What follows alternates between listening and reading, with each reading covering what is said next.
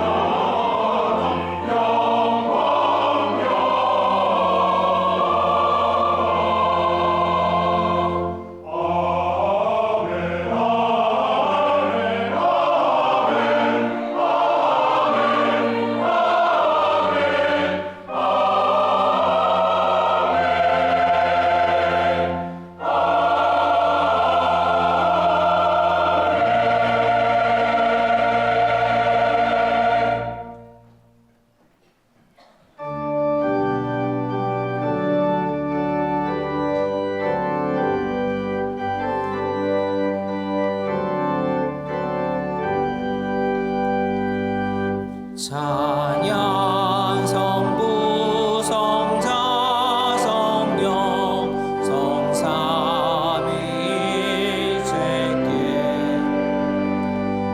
영원 무궁하기 가지 영광을 돌리세 영광을 돌리세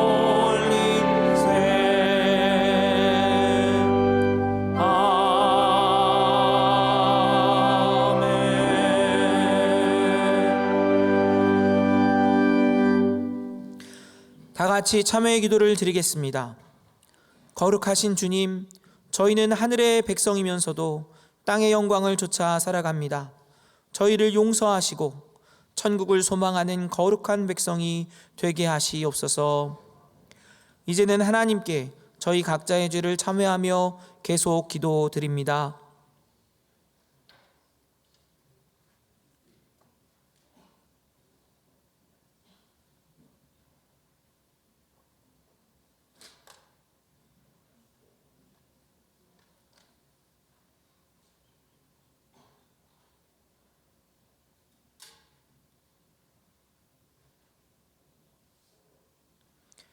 하나님께서는 자신의 부끄러운 죄를 솔직하게 고백하는 자들에게 말씀하십니다.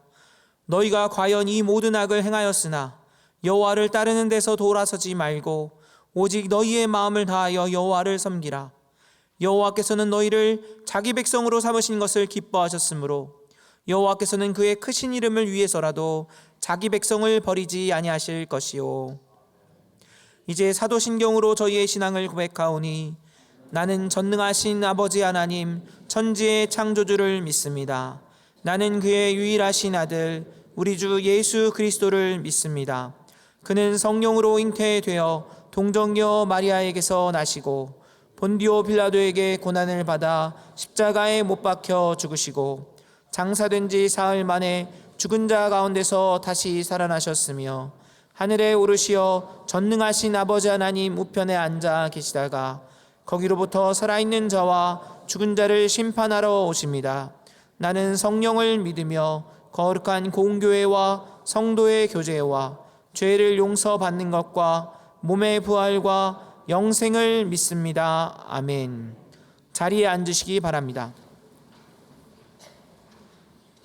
다 함께 성시를 교독하겠습니다. 성시는 교독문 27번, 시편 51편입니다.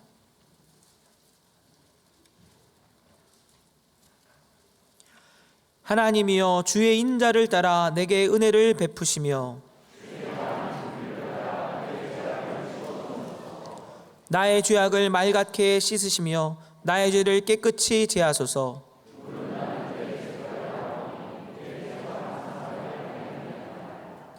내가 주께만 범죄하여 주의 목전에 악을 행하였사오니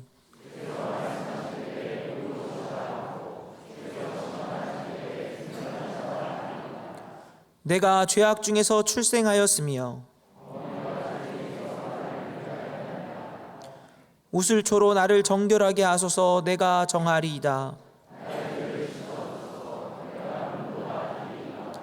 하나님이여, 내 속에 정한 마음을 창조하시고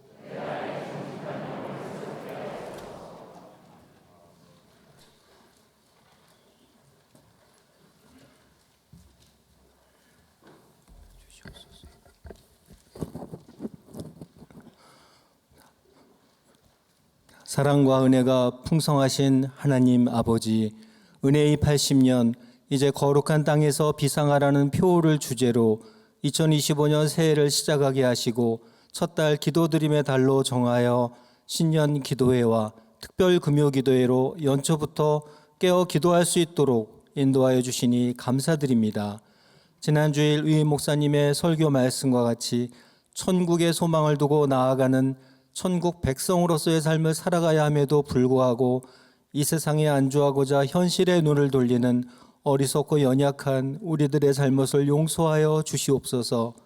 표대를 향하여 그리스도 예수 안에서 하나님이 위에서 부르신 부름의 상을 위하여 달려갔던 사도 바울의 신앙을 본받아 오직 주님만을 바라보며 힘차게 달려가는 올 한 해가 되게 하여 주시옵소서. 그러나 우리가 살아가는 현실은 어두운 소식뿐입니다. 정치는 혼란스럽고 경제적 상황은 나아질 기미가 보이지 않습니다. 교육계는 절대적 가치를 다음 세대에게 가르쳐야 함에도 불구하고 정치 논리와 이념에 휩싸여 중심이 없이 흔들리고 있고, 의대 증원 문제로 불거진 의정 갈등은 해결의 실마리가 보이지 않은 채 아픈 환자들은 적기에 치료받지 못하고 불안에 떨고 있습니다. 주여, 이 시대를 살아가는 우리 그리스도인들은 어떻게 살아가야 할까요? 1945년 김일성 정권을 피해 이북에서 내려와 이곳 영락교의 터 위에 배단위 전도교회를 세우고 예배를 드렸던 우리 신앙의 선배들을 떠올려 봅니다. 우리보다 더 어렵고 암울한 시대를 사셨지만 한경진 목사님의 목회 철학을 따라 영혼을 구원하고 민족을 복음화하기 위해 불찰주야 힘쓰셨습니다. 그로부터 80년 동안 전국 교회 개척과 학원 선교, 군 선교, 사회복지 시설을 통한 어려운 이웃 돌봄 등 영락교회를 통해 베푸신 주님의 은혜와 사랑이 얼마나 놀랍고 아름다운지요. 이 시간 예배하기 위해 이 자리에 나온 한 사람 한 사람에게 주님 찾아와 주셔서 지금까지 베풀어 주신 놀라운 은혜와 사랑을 떠올리며 우리의 마음을 새롭게 하기를 원합니다. 내게 주신 크신 사랑 무엇으로 보답할까? 내게 주신 모든 은혜 무엇으로 보답할까? 고백하셨던 한경림 목사님과 같이 은혜의 80주년을 맞는 영락의 성도들도 주의 은혜와 사랑에 보답함으로 주님께 영광을 돌리는 2025년이 되게 하여 주시옵소서. 80주년 기념 사업의 첫 열매로 2월 12일 사송영락교회 헌당 및 창립 예배를 허락하심에 감사드리며, 이를 기점으로 현재 진행되고 있는 80주년 기념 사업이 전교인이 참석하는 가운데 기쁨과 정성으로 주님께 올려드리는 축제와 은혜의 시간이 되게 하여 주시옵소서. 사랑 낚는 어부 제목으로 말씀을 전하시는 김은성 위임 목사님께 성령의 충만함을 허락하사 피곤치 않고 담대하게 주의 말씀을 전하게 하여 주시옵소서. 찬양을 통해 주께 영광 돌리는 베들레헴 찬양대원들의 심령을 주장하사 올 한 해 주 안에서 승리하는 삶을 살게 하여 주시고, 말씀과 찬양을 듣는 우리 심령이 큰 위로와 힘을 얻고 돌아가는 복된 시간이 되게 하여 주시옵소서. 믿음의 길로 우리 발걸음을 인도하사 영원한 승리를 주시는 예수님의 이름으로 기도하였습니다. 아멘.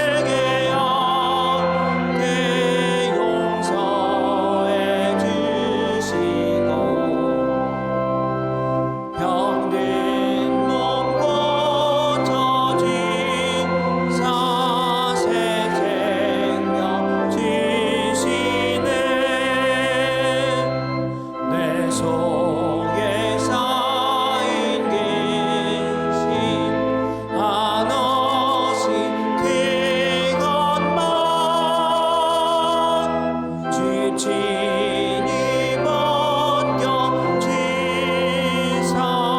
위로해 주시네. 내 죄를 지하니 내 마음이 변하고 주 나를 붙드시니 내 앞길 원하다. 임마누엘 주 예수께 덮는 그 사랑 그 향기 바람 타고 온 땅에 퍼지네. 주 예수 보낼 마다 온유한 마음과 겸손한 마음으로 섬기며 살리라. 나 주의 뒤를 따라 저 천국 이끌어 천사의 노래 따라 주 찬송하리라.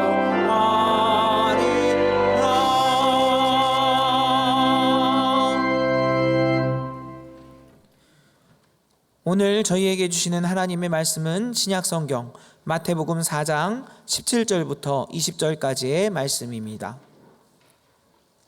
마태복음 4장 17절부터 20절까지의 말씀입니다.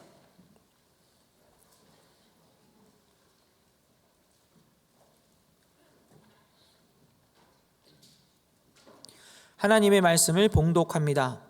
이때부터 예수께서 비로소 전파하여 이르시되 회개하라 천국이 가까이 왔느니라 하시더라. 갈릴리 해변에 다니시다가 두 형제 곧 베드로라 하는 시몬과 그의 형제 안드레가 바다에 금을 던지는 것을 보시니 그들은 어부라. 말씀하시되 나를 따라오라. 내가 너희를 사람을 낚는 어부가 되게 하리라 하시니 그들이 곧 그물을 버려두고 예수를 따르니라. 하나님께서 이 말씀을 통하여 저희에게 은혜 주시기를 원합니다.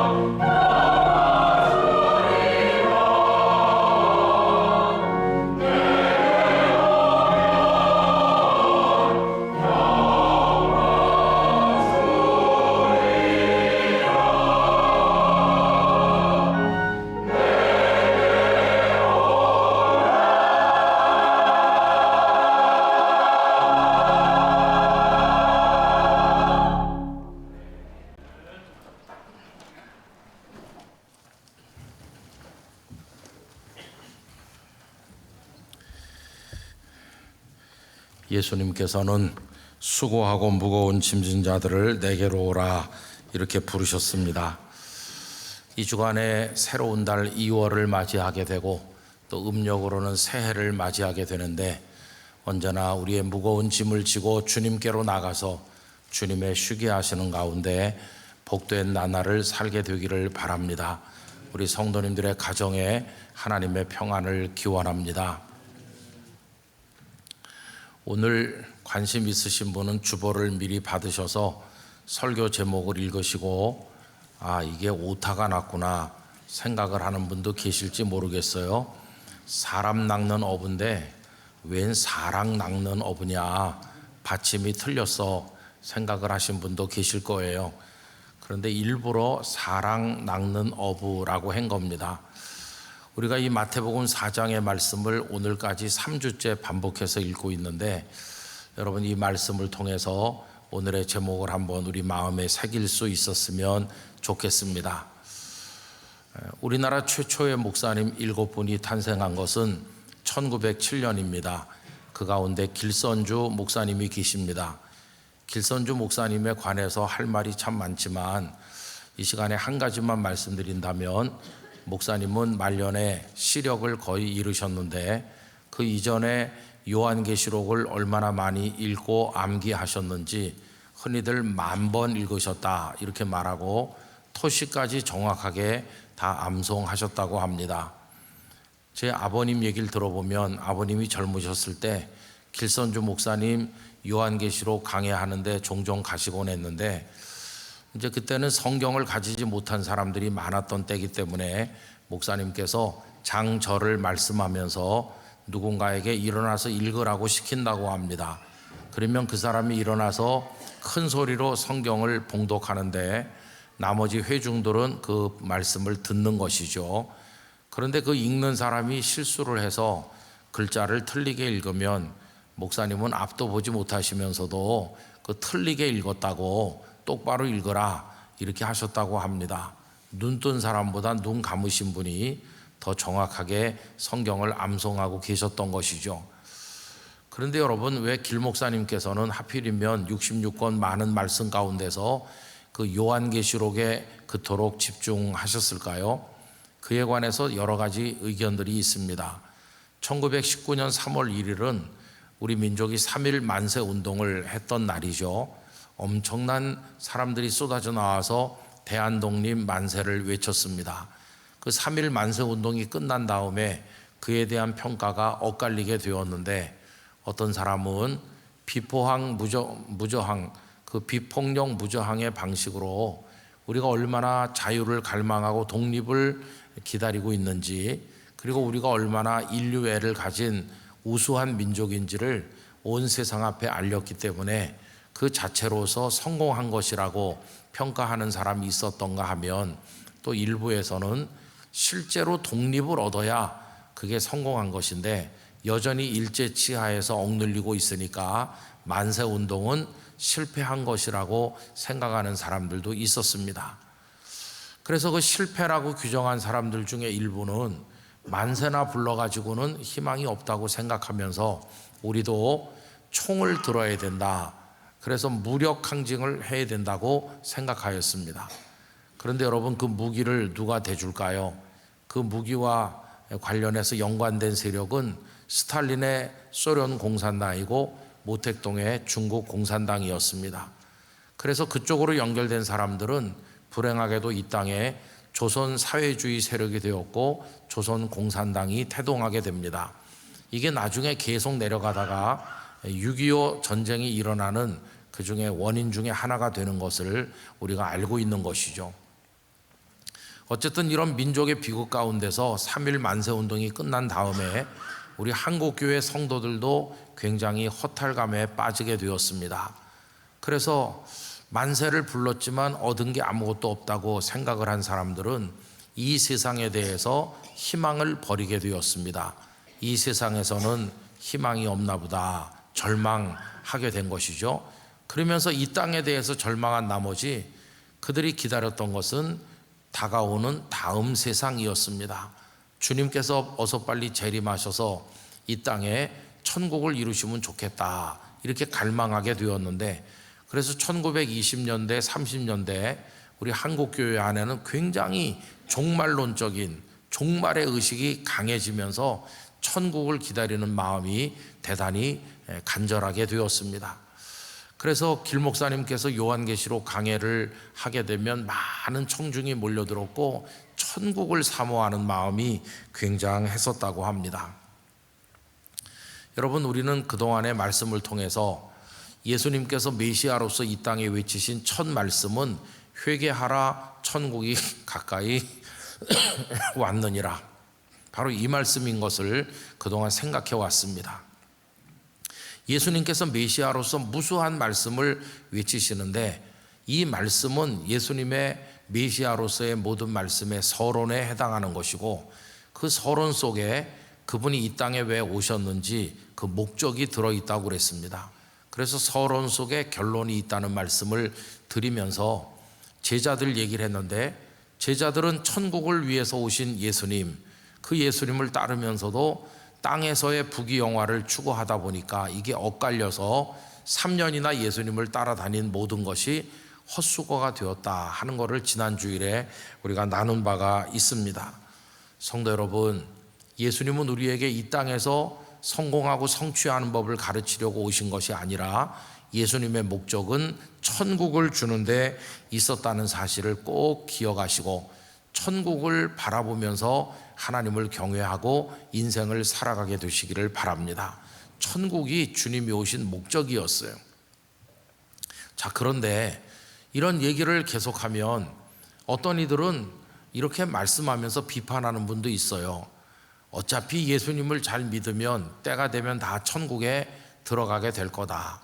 어차피 천국에 들어가게 될 건데 밤낮 천국 타령을 하고 있을 필요가 있느냐. 그건 당연히 예수님을 잘 믿으면 들어갈 거니까 천국 얘기를 할 시간에 다른 얘기를 해야 된다. 그럼 무슨 얘기를 해야 될까요? 이 땅에서 어떤 일을 해야 되는지, 이 땅에서 어떤 사명을 감당해야 되는지 그런 이야기를 하는 것이 더 옳다고 주장하시는 분들도 있습니다. 여러분, 그분들의 이야기가 하나도 틀린 데가 없어요. 그분들의 말씀이 맞지요. 예수님을 제대로 잘 믿으면 천국하고 살지 않아도 때가 되면 우리는 천국에 들어가게 될 것입니다. 그러면서 이 땅에 사는 동안에도 이 세상은 썩어져 없어질 세상이니까 아무것도 할 필요가 없다고 뒷짐지고 있는 게 아니라 이 땅에 사는 동안에도 우리가 해야 될 일이 많이 있는 게 사실입니다. 그 모델은 예수님이시죠. 여러분, 예수님께서 세상을 위해서는 아무 일도 할 필요가 없다 그렇게 하신 게 아니지 않습니까? 요한복음 5장 17절에 보면 예수님께서는 내 아버지께서 이제까지 일하시기 때문에 나도 일한다고 그렇게 말씀하시면서 밤과 낮이 없이 예수님은 이 땅에서 열심히 일하신 것을 볼 수 있습니다. 예수님의 제자된 우리 성도들도 이 땅에 사는 동안에 부지런히 열심히 일하며 살아야 될 줄로 믿습니다. 우리도 이 세상을 사랑해야 됩니다. 물론 우리가 이 세상을 목적으로 사랑하는 건 아니지만은 첫째는 우리가 현재 살아가는 터전으로서 이 세상을 사랑해야 되고, 두 번째로는 이 세상은 주님께서 우리에게 맡겨주신 사명을 이루어 나가는 장이기 때문에 사명의 현장으로서 이 세상을 아끼고 사랑해야만 된다는 것입니다. 여러분, 그렇다고 한다면 우리가 이 땅에 사는 동안에 무슨 일을 하면서 사는 게 옳겠습니까? 무엇을 하면서 사는 게 주님의 제자된 모습이겠습니까? 그걸 함축적으로 보여주는 말씀이 오늘 본문 19절이라고 할 수 있죠. 19절을 다 같이 읽어보도록 하겠습니다. 말씀하시되 나를 따라오라 내가 너희를 사람을 낚는 어부가 되게 하리라 하시니. 아멘. 나를 따라오라는 것은 제자가 되라는 것이고, 제자가 되면 무슨 사람이 되느냐 하면은 사람을 낚는 어부가 된다. 여러분, 이들은 갈릴리의 어부입니다. 그동안에 그들이 낚아올린 건 물고기였습니다. 그런데 물고기를 낚아올리던 그들이 제자가 된 다음부터는 사람을 낚는 어부로 전환하게 되는 것이죠. 제자들에게 들려주신 이 말씀은 오늘 우리에게도 여전히 유효한 줄로 생각합니다. 저도 여러분들도 사람 낚는 천국의 어부가 되어야만 할 것입니다. 그렇다고 한다면 사람을 낚는 어부라는 말 속에 담겨 있는 의미는 도대체 무엇일까요? 첫째로 그것은 생명을 살리는 사람이 되라 하는 뜻입니다. 여러분, 어부는 어떻게 먹고 살아갑니까? 어부는 물고기들이 많은 곳에 그물을 쳐서 펄펄 뛰면서 살아있는 물고기를 낚아 올립니다. 그러면 물 밖으로 나온 물고기가 죽잖아요. 그러면 그 죽은 물고기를 내다 팔죠. 그래서 먹고 사는 게 어부입니다. 그러니까 어부는 펄펄 뛰고 살아있는 그거를 죽여서 자기가 사는 겁니다. 남을 죽여서 내가 산다. 과거에 이 사람들은 죽이는 어부였습니다. 그런데 예수님께서는 살리는 생명의 어부가 되라고 말씀하는 거죠. 사람들이 죄와 사망과 사탄의 권세에 묶여서 죽어가는데 그들을 살려내는 생명 어부가 되라고 말씀하십니다. 여러분, 예수님께서 이 땅에 오셔서 하신 일이 살리는 일이지 않습니까? 12제자를 부르신 것도 그들을 살리는 일이셨고, 그 중에서 레위 같은 사람을 예를 들면 그는 세리입니다. 여러분, 그 당시 어떤 사람이 세리가 됐을까요? 세리가 되면 사람 취급을 안 하고 멸시하고 천대하는 걸 뻔히 알면서도 그래도 세리가 되는 사람은 어떤 사람일까요? 아마 이런 사람이겠죠. 세상에 가장 위대한 건 돈이야. 세리든 뭐든 돈만 모으면 되는 거야. 당신들이 나에게 침을 뱉으려면 뱉어라. 멸시해도 좋아. 나중에 보면 돈 있는 내가 인생을 이기는 거야. 이런 생각하는 사람들이 그 욕을 얻어먹으면서도 세리가 되지 않았겠어요? 이 레위 역시 다를 바가 없었을 것입니다. 그도 세리로 몇십 년을 살다 보면 상당한 돈을 모으겠죠. 근데 그의 남은 인생은 어떤 걸까요?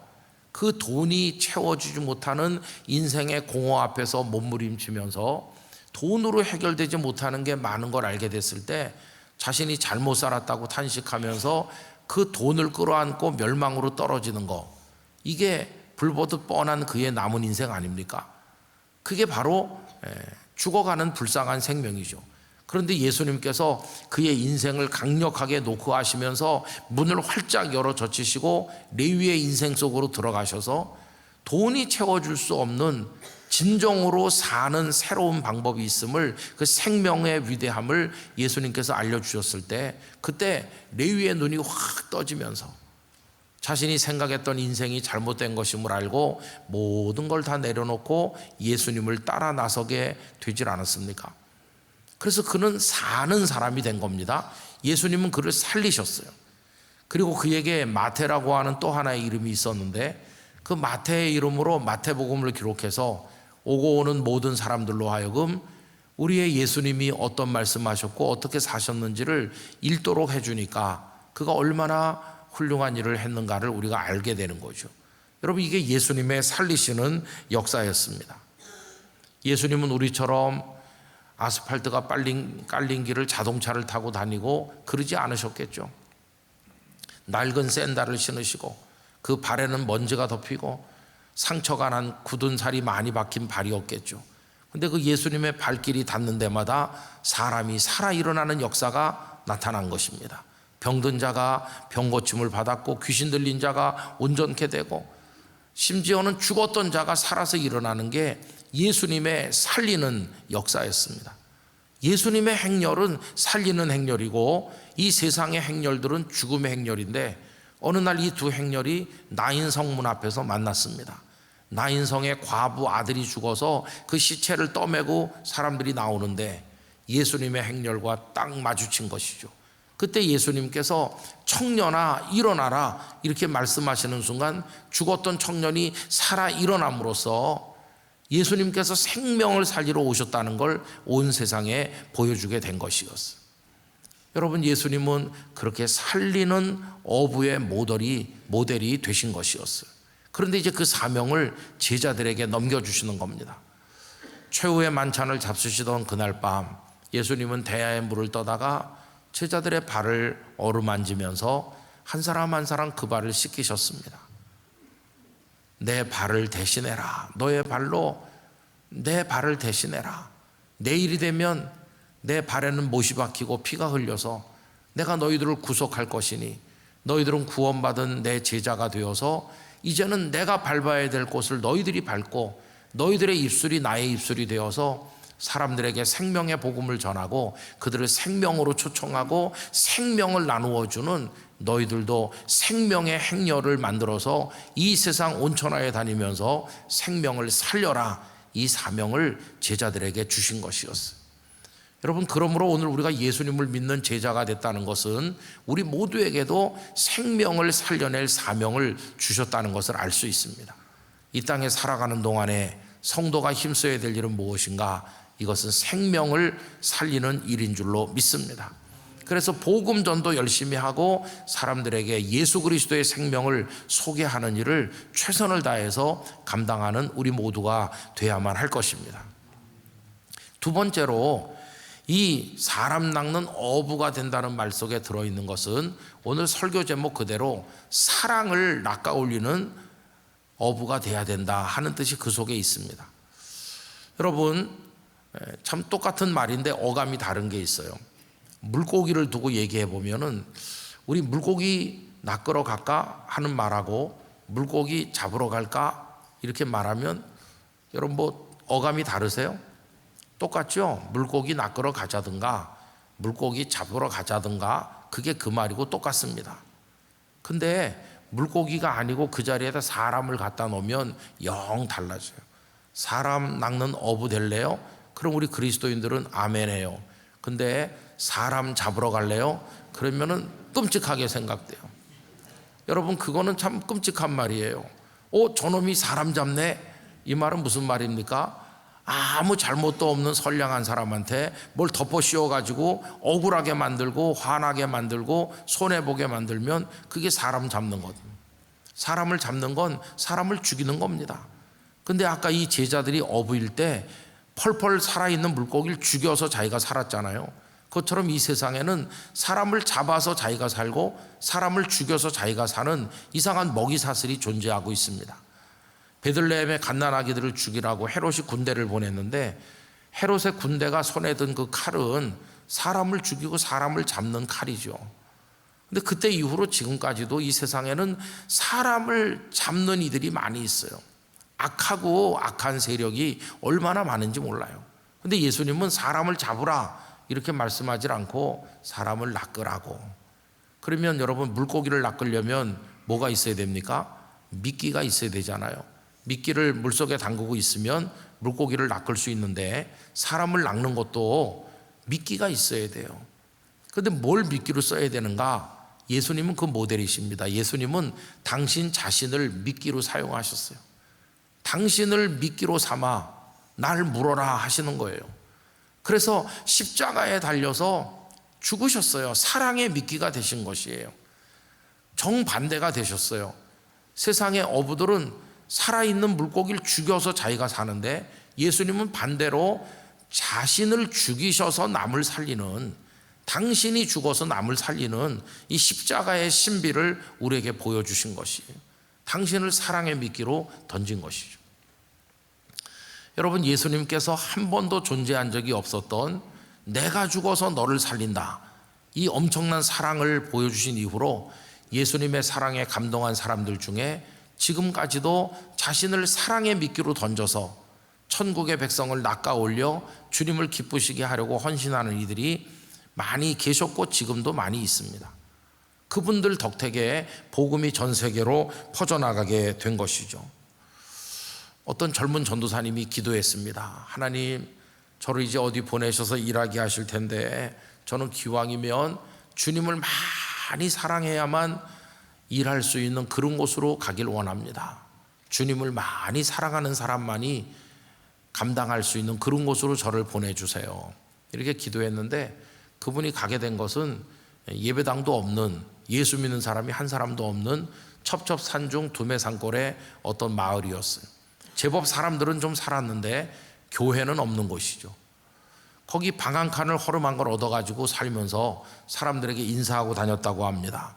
이 동네 살러 들어온 전도사입니다. 이 동네 살러 들어온 전도사입니다. 그랬더니 무속에 찌든 마을 사람들이 아니 전도사가 여기 왜 살러 오냐, 이제 이런 눈으로 쳐다보는 거죠. 그래도 친절하게 대하고 웃어가면서 이 동네 살러 들어온 전도사입니다.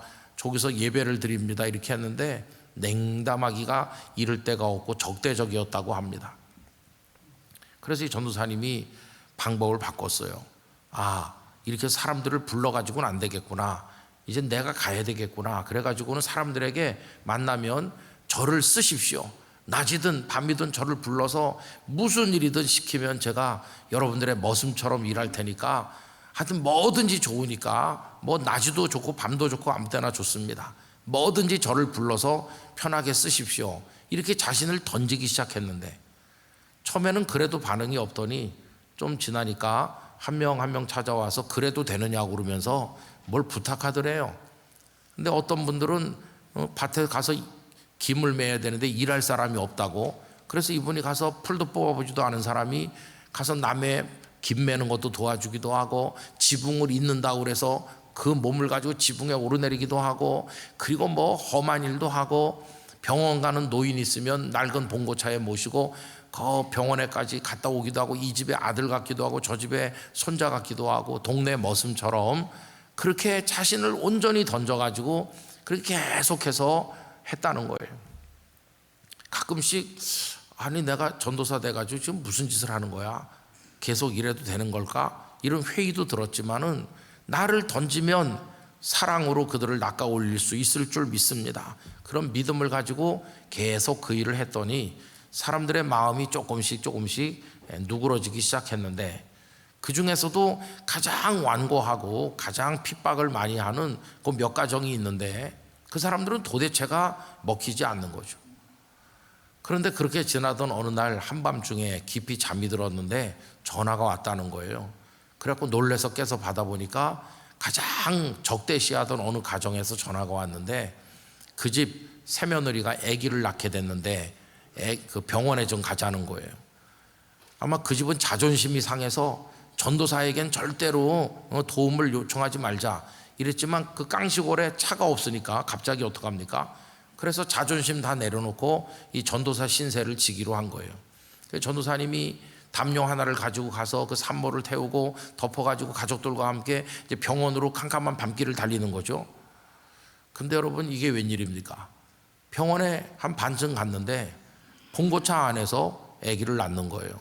그래서 그 시골길에다가 차를 옆에다 세워놓고 옛날 봉고차 이렇게 뒤에 접을 수 있었던 때인데 그 봉고차를 덮고 의자를 접고 거기다 담요를 깔고 산모를 눕혀가지고 거기서 아기를 낳았다는 거예요. 그러니 그 상황이 어땠겠는지 여러분 상상을 해보세요. 초비상 상태고 야, 이 차 안에서 아기를 낳다니 이게 어떻게 되는 거니? 어쨌든 아기가 태어났어요. 그래가지고 병원까지 가서 산모랑 아기랑 이렇게 병원에다가 이제 맡기고, 그리고 이제 돌아오면서 내가 지금 잘하고 있는 건가 그런 생각을 했다는 겁니다. 돌아와서 차를 깨끗이 세차를 하고, 그리고 또 하루 이틀 지난 다음에는 미역 사가지고 가서 아기 산모 잘 있는지 또 이렇게 들여다보기도 하고, 그리고 왔는데 며칠 있으니까 전화가 또 왔대요. 이번에 왜 또 왔을까요? 퇴원한다고, 퇴원시켜달라고. 그래서 또 그 산모랑 아기랑 또 집에다가 이렇게 다 모셔다 놓고, 그리고 이제 여러 날이 지났는데 뭐 아무 소식도 없는 거죠. 고맙다는 말도 없고, 야, 사람들이 어떻게 이렇게 인정머리가 없냐. 아니 그럼 아무리 나에게 적대적이라도 그날 밤에 고마웠수다 이런 말이라도 해야 되는 것이, 너무한다 이 사람들은 진짜. 이렇게 지나는 거죠. 그런데 시간이 제법 지난 어느 날 그 가족 모두가 나왔대. 모두가, 온 가족이 다 나왔대요. 그 산모, 그 새로 태어난 아기까지 포함해서 그 완고한 집안 어른들까지 모두 나와서 우리가 예수님 믿기로 했습니다. 그렇게 하더래요. 여러분, 사랑으로 낚아 올린 생명이에요. 그죠? 사랑으로. 이 땅에 복음이 퍼져간 게 그렇게 쉽게 된 게 아닙니다. 사랑의 방법으로 열매를 맺는 거죠. 올해가 이제 언더우드 아펜셀러 선교사가 들어온 걸로 계산하면 140년이 되는 해인데, 선교사들도 다 그런 분들이세요. 1890년 조선말도 잘 못하는 한 선교사가 평양 길거리에 나와가지고 형제 자매 여러분 예수를 믿으세요 이렇게 하고 있는데 돌멩이가 날라와서 턱을 맞췄어요. 큰 부상을 입었죠. 그분이 사무엘 마페 선교사고 나중에 우리나라 최초의 신학교인 평양신학교를 세우신 분이시죠. 그리고는 이 남봉꾼이 돌만 던진 게 아니라 패거리들을 끌고 와서 교회 기물을 막 부수고 난동을 부렸다고 합니다. 그래도 이분은 주를 위해 죽기라도 해야 될 텐데 그러면서 아무 대응도 하지 않고 뭐 치료해달라고 말하지도 않고 그냥 그대로 지내는 거죠. 그런데 선교사님이 사랑을 베풀고 가만히 있으니까 성령께서 그 남봉꾼의 마음에 들어가서 역사하기 시작했는데 이 남봉꾼이 불안해진 것입니다. 야, 내가 생각해도 너무 심했다. 어떻게 턱을 맞출 수가 있나? 이렇게 해도 되는 건가? 근데 그러고 이제 마음이 불안한데 그리고 이제 지나는 중에 스왈론 선교사라는 분이 길거리에서 전도하는 걸 또 들었는데 당장 회개하고 믿지 않으면 불이 내려 죽는다 이제 이런 식으로 하니까 겁이 덜컥 난 거죠. 여러분 이제 그러고 있다가 전보군이라는 사람이 그 사람을 전도했어요. 당신 큰일 난다고 빨리 예수님을 믿고 회개하고 새로운 인생을 살아야 된다 이렇게 간곡하게 하니까 이 사람이 무너졌어요. 그래서 돌멩이 던져서 선교사님 다치게 한 지 만 6년 되던 1896년에 회개하고 세례 받았습니다. 그리고는 사무엘 마페 선교사를 찾아와서 그 앞에 두 무릎을 꿇고 앉아서 100배 사죄하면서 내 죄를 용서해달라 이렇게 한 것이에요. 남봉꾼이 변화된 거죠. 여러분 이 남봉꾼 깡패처럼 살던 이 사람은 나중에 어떻게 됐을까요? 아까 제가 우리나라 최초의 7분 목사님 길선주 목사님 얘기를 했는데 이 남봉꾼이 그 중에 한 사람입니다. 누구냐 하면은 이기풍 목사님이거든요.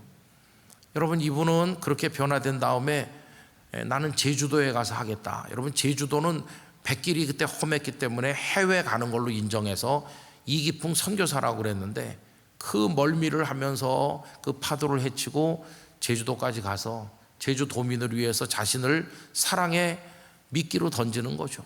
거기 교회들을 세우고 지금도 제주도에는 이기풍 선교사가 세운 교회들이 여러 군데 있지 않습니까?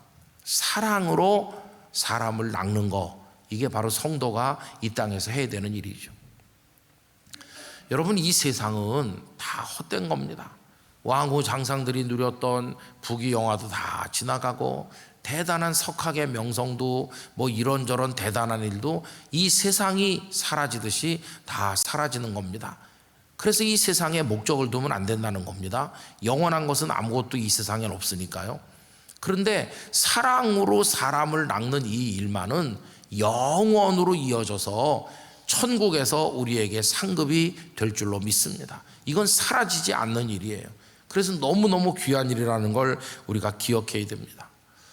여러분 잘 사는 것과 잘 못 사는 것을 사람들은 성공했느냐 성취했느냐 손에 뭘 쥐었느냐 이걸로 판단하지만 예수님의 제자된 성도들은 무엇으로 그걸 평가하냐 하면은 사랑을 했느냐 사랑을 낚아 올렸느냐 그래서 그 사랑을 따라 사람이 구원받는 열매가 맺혔느냐 그거에 따라서 잘 살았는지 잘못 살았는지를 판단하는 거죠.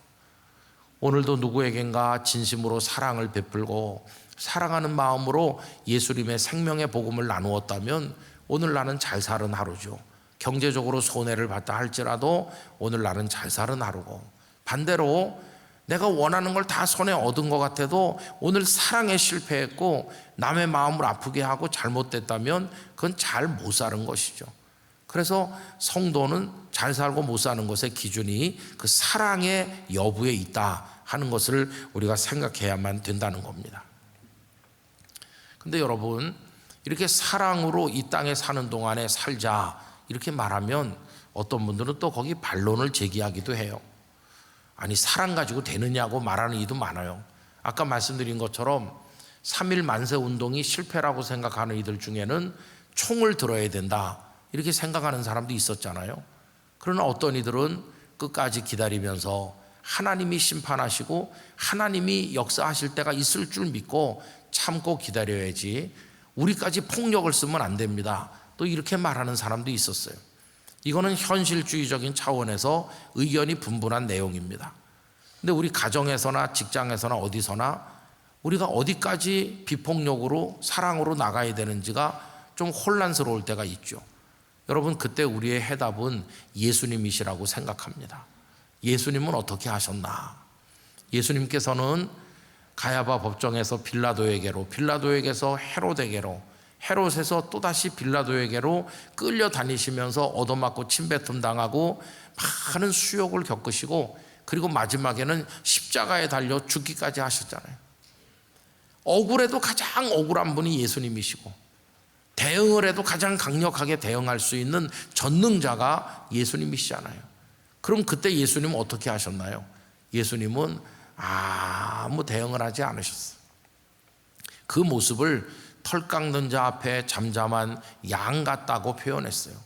이사야 53장 7절은 이렇게 기록하죠. 그가 곤욕을 당하여 괴로울 때에도 그의 입을 열지 아니하였으며 마치 도수장으로 끌려가는 어린 양과 털 깎는 자 앞에서 잠잠한 양같이 그의 입을 열지 아니하였도다.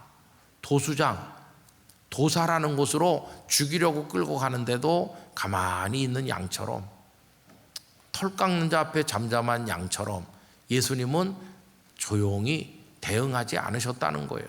끝까지 견디면서 그들에게 사랑을 베푸신 것을 말합니다. 그러나 여러분, 역사를 보면 이슬람 세력은, 그 무슬림들은 한 손에는 코란, 한 손에는 칼을 들고 무자비하게 점령하면서 코란이냐 칼이냐 이렇게 하면서 강제 개종을 많이 시켰죠. 우리 기독교인들도 과거에 소위 서구 제국주의 시대 아프리카, 아시아 여러 군데 식민지를 개척하던 그때 무력을 통해서 개종시킨 예가 없다고 할 수는 없어요. 근데 여러분, 그게 예수님의 방법입니까? 예수님의 방법이 아니에요. 오늘날 와서 보면 그렇게 뿌린 씨앗들은 다 헛된 결과를 가져왔다는 것을 알 수 있습니다. 사랑으로 뿌리지 않은 건 다 가짜라는 게 이제 드러나게 되는 거죠. 그래서 우리는 사람을 낳고 복음을 전도하되 돈으로 산다던가, 누구를 어떤 이권으로 매수를 한다던가, 유혹한다던가, 폭력에 의해서 강제한다던가, 그건 선교의 방법이 아니에요. 우리가 이 땅에서 가져야 될 방식은 끝까지 사랑인 것입니다. 남을 죽여서 내가 사는 이 강팍한 세상이지만 우리는 그 한가운데서 내가 죽어서 남을 살리는 사랑의 방식으로 존재하면서 사람을 낚아서 천국의 백성을 만드는 일에 헌신하는 사람, 그런 존재가 돼야 되는 거죠. 그렇게 살다가 때가 되면 주님 우리를 부르실 때 우리는 주님의 품에 안기고 영원한 천국의 생명으로 들어가게 될 줄로 믿습니다. 어제도 이 원고를 타이핑을 하면서 주님은 그렇게 사랑으로 하셨는데 우리는 사랑으로 사는 법을 다 잊어버린 것 같다. 입으로는 주님 주님 하고 사랑하지만 우리 표정이 너무 사납고, 그리고 우린 말을 해도 전부 날이 선 말을 하지 부드러운 말을 하는 대신에 왜 남을 콕 찌르면서 말할까? 왜 우린 이렇게 사나워졌을까? 그런 생각을 많이 하게 됐어요. 여러분 어떻습니까? 사랑으로 사는 법을 다 잊어버린 건 아닌가 하는 생각이 들어요. 이제 3주 동안 동일한 말씀을 읽으면서 우리가 생각한 걸 정리해 보면, 다 지나가는 세상은 우리의 궁극적 목적은 아니다. 궁극적 목적은 주님이 주시려고 오신 바로 그 천국이다. 천국은 회개하는 사람이 들어가는 것인데, 그래서 주님의 제자가 되면 어떻게 사는가? 생명을 살리는 천국의 업으로 사는 건데, 그 방법은 사랑을 행하는 것이다. 그렇게 살다 보면 때가 되면 우리 모두가 주님의 품에 안기게 될 날이 올 것이다. 이게 이 말씀을 정리한 내용이라고 할 수 있습니다. 성도 여러분, 어떤 상황 속에서든지 하늘나라 생명의 업으로 사랑하면서 열매를 거두시면서 주님의 뒤를 따라가게 되시기를 간절히 축원합니다. 기도하겠습니다. 거룩하신 아버지 하나님, 없어질 이 세상에 마음을 두지 말고 영원한 천국을 목적으로 살아가되 사랑으로 생명을 낳는 어부가 되어 우리 주님이 하신 것처럼 저희들도 감당하며 살도록 은혜를 주옵소서. 주님의 뜻에 순종하며 가는 믿음의 제자가 되게 하여 주옵소서. 예수님의 이름으로 기도하옵나이다. 아멘.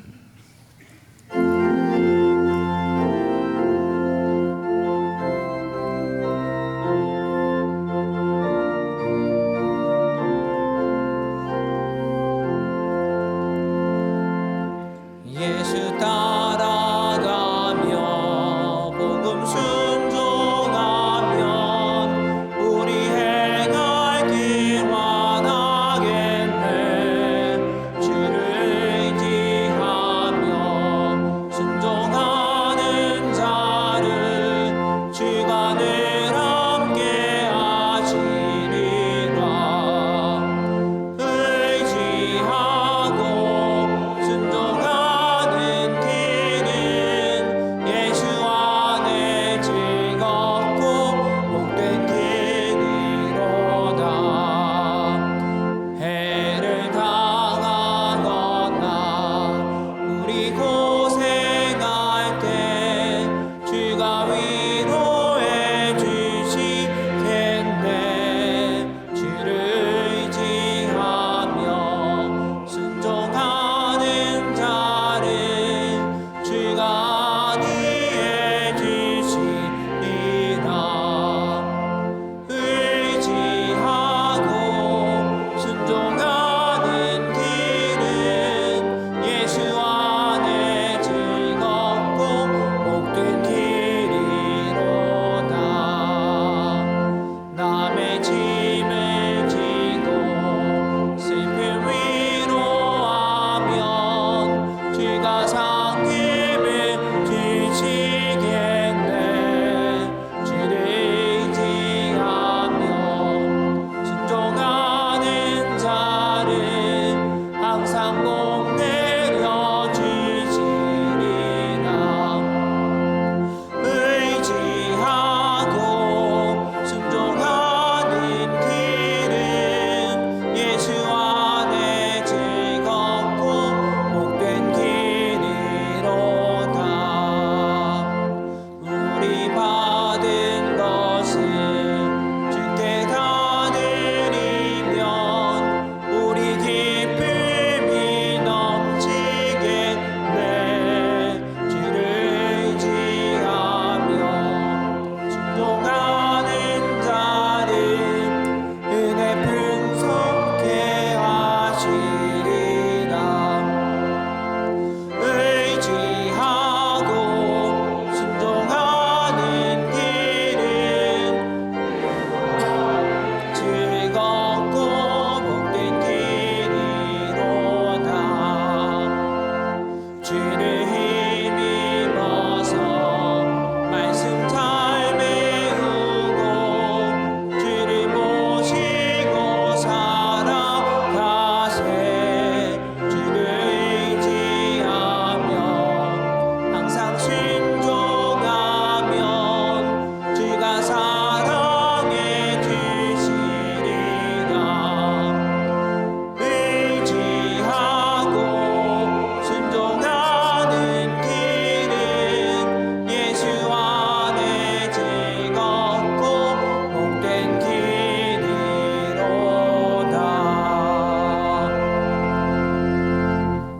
이제 준비하신 주일헌금을 드리겠습니다. 온라인으로도 드리실 수 있습니다.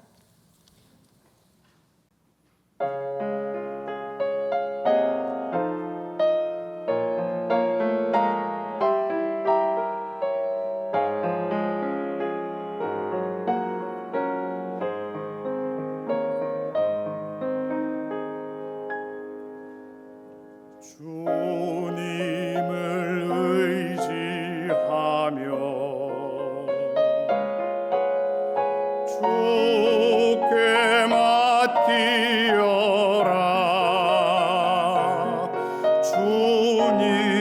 주님께서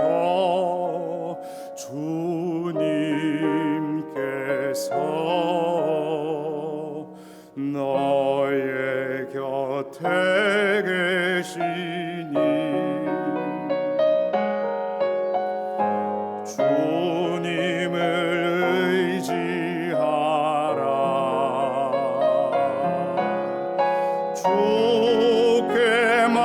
맡기어라.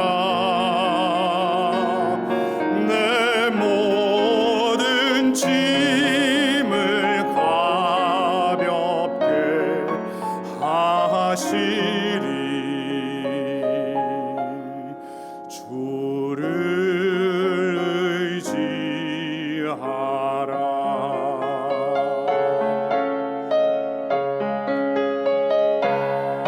내 맘의 시험과 무거운 죄 주 예수 앞에 모두 아뢰라. 나의 능력 되신 주 영원히 찬양해. 주께 맡기어라. 주께 맡기어라. 주 너를 지켜주시리. 주를 의지하라.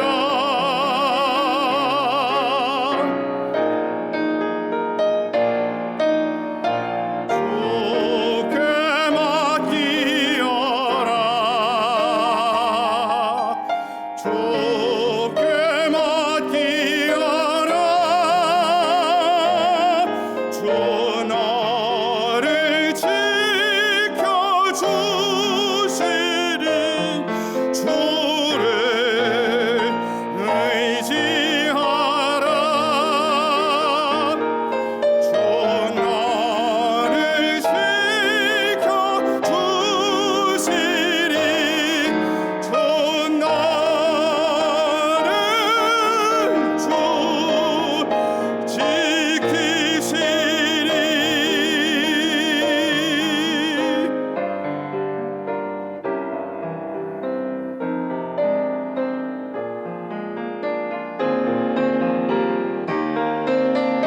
주 너를 지키리.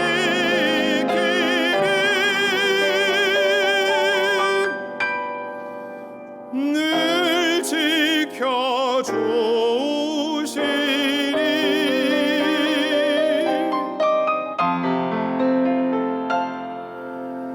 주께 맡기어라.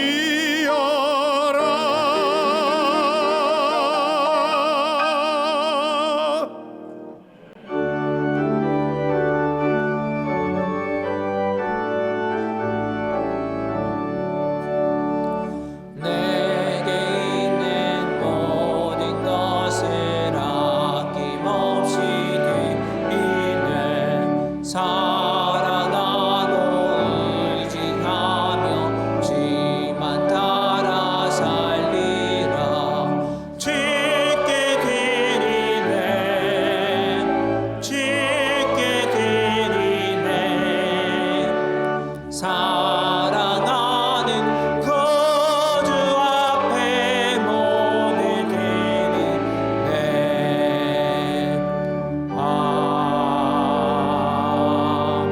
아멘. 사랑의 하나님, 오늘 저희의 예배를 받아주심에 감사드립니다.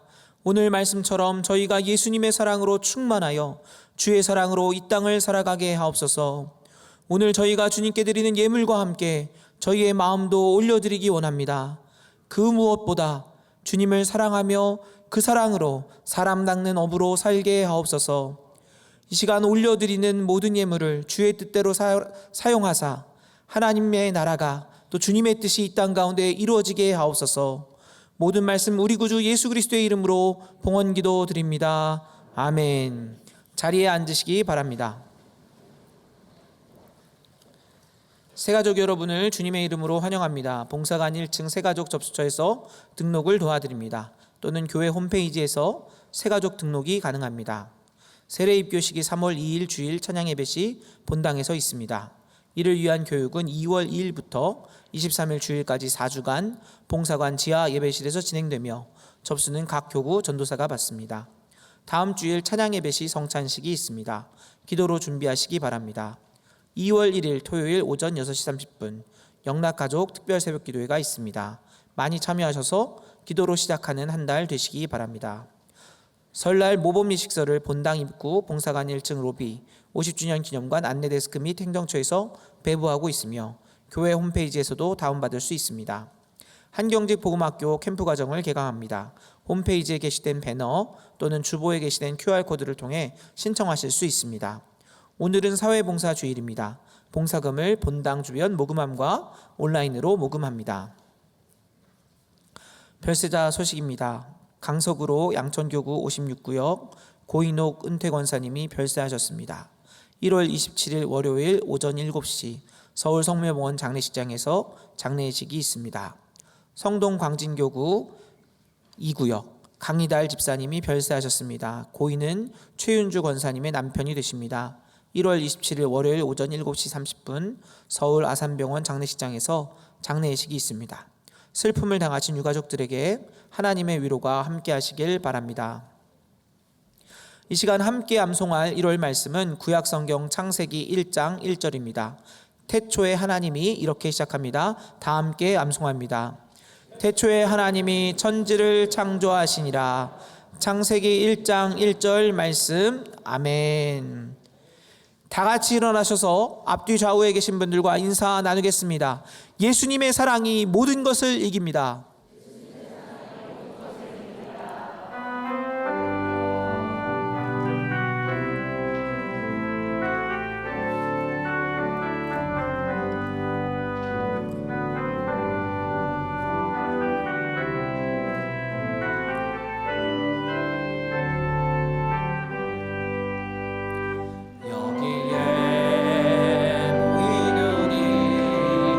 주의 은총 받은 자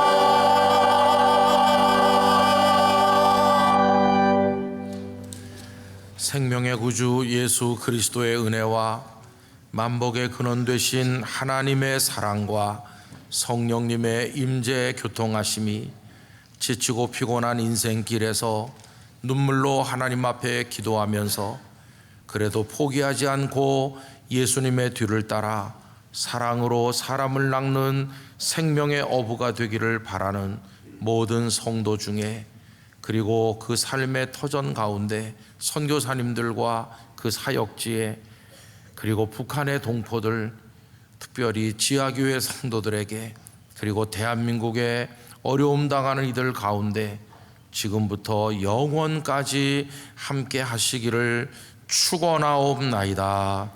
아멘.